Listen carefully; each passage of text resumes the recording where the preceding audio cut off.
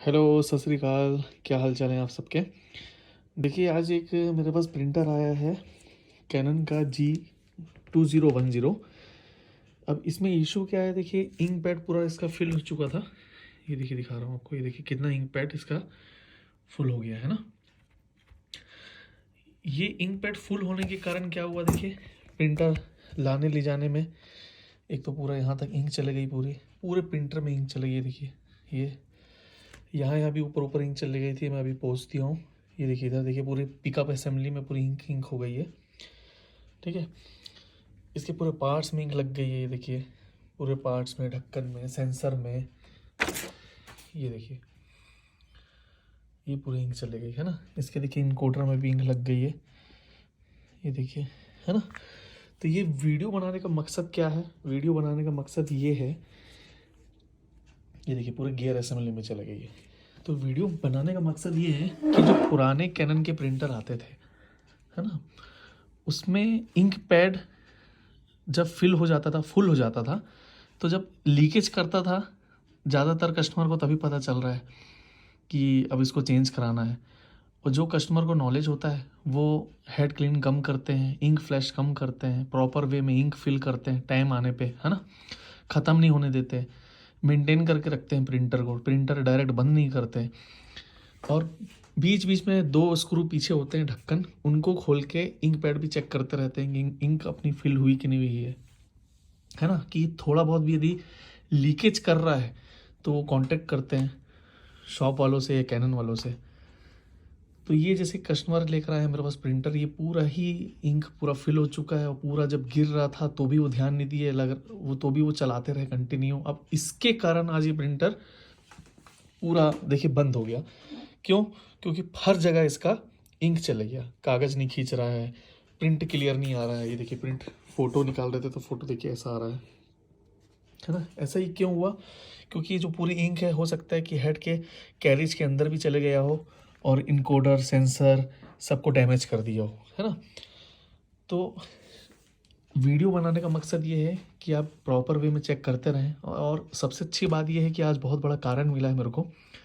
जो कैनन की टेक्नोलॉजी नए मॉडलों में आई है, मॉडल नंबर बताना चाहूँगा G2020, 2060, है ना, और 3060, जो नए मॉडल, नए सीरीज़ आए हैं जिसमें मेंटेनेंस कॉर्टेज लगती है। तो आज बहुत बड़ा रोल समझ आया मेंटेनेंस कॉर्टेज का, है ना, कंपनी ने क्यों इसको दिया है। कई कस्टमरों का फॉलोअप होता है कि सर वो एक झंझट आ गया है, उसमें चार्ज लगता है, उसको चेंज करना पड़ता है। तो देखो, चेंज करना वो सस्ता पड़ेगा आपको। प्रिंटर यदि ऐसी कंडीशन में हो जाएगा तो हो सकता है पिकअप असेंबली ख़राब हो गई हो, पूरे गियर ख़राब हो गए हों, सेंसर ख़राब हो गए हों। इस केस में ये देखिए लॉजिक कार्ड भी इस साइड लगा रहता है, तो इसमें चलो बच गया, लॉजिक कार्ड में इंक नहीं गई, मगर कई चीज़ें डैमेज हो सकती है, मोटर ख़राब हो सकती है ना। तो उस केस में क्या होता है, यदि आपके पास नए मॉडल के प्रिंटर हैं जो अभी लॉन्च किए कंपनी, जिसमें मेंटेनेंस कॉटेज लगती है, उसमें क्या होगा, जब भी फिल हो जाएगा प्रिंटर चलेगा नहीं जब तक आप मेंटेनेंस कॉटेज चेंज नहीं करोगे, है ना। और मेंटेनेंस कॉटेज जब फिल होता है तो उसमें कंप्यूटर में इंडिकेट भी आता है कि कितना फुल हो गया है, कितना बचा है। उससे क्या होगा, कभी भी आपका इंक पैड फुल होगा तो सिर्फ मेंटेनेंस कॉटेज आप निकालोगे और नई मेंटेनेंस कॉटेज लगा दोगे। प्रिंटर कभी भी खोलने का ज़रूरत नहीं है यदि कोई अदर फॉल्ट नहीं आता। बाकी इंक को लेके कभी भी प्रिंटर खोलना नहीं पड़ेगा। अब ये चलता हुआ प्रिंटर, कस्टमर की थोड़ी सी गलती के कारण पूरा प्रिंटर खोलना पड़ रहा है और पूरा प्रिंटर धोना भी पड़ेगा, क्योंकि बहुत ही ज़्यादा बुरी स्थिति हो गई है। अपन इसको नॉर्मल पोंछ के ठीक करके नहीं दे सकते, क्योंकि अपने को भी कस्टमर को खुश रखना है। ये देखिए पूरे स्कैनर में भी पूरी इंकिंग चली गई है।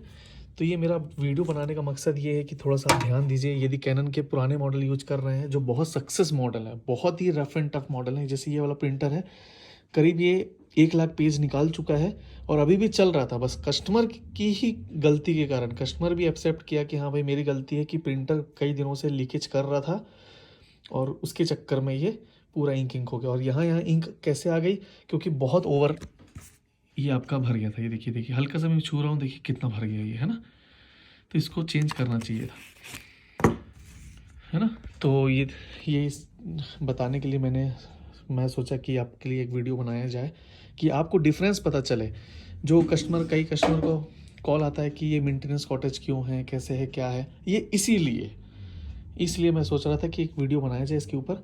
जो जब से ये मेंटेनेंस कॉटेज का आया है बहुत अच्छा हो गया है, ये सब दिक्कतें नहीं आने बंद हो गई हैं। प्रिंटर कई टाइम तक, कई दिनों तक और अच्छे हो गए, चलने लग गए हैं।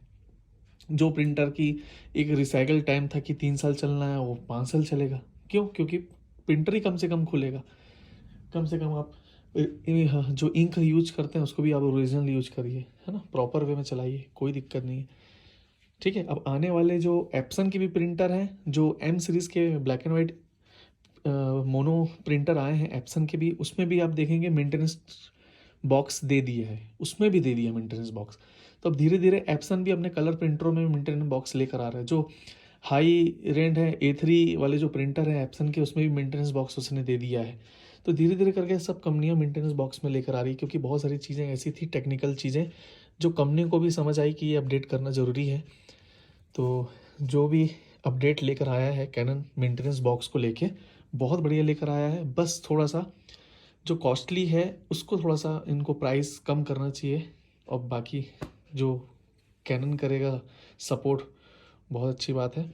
कैनन को ये थोड़ा सा देख लेना चाहिए, जो मेंटेनेंस कॉटेज है उसका थोड़ा सा प्राइस कम कर लेना चाहिए। अभी जो है फ़िलहाल कैनन की ओरिजिनल मेंटेनेंस बॉक्स की कीमत होती है 950 रुपये, और आफ्टर मार्केट उसका इंक पैड और चिप मिल जाती है, जो उसका कॉस्ट आता है अराउंड वही 550 रुपये करीब।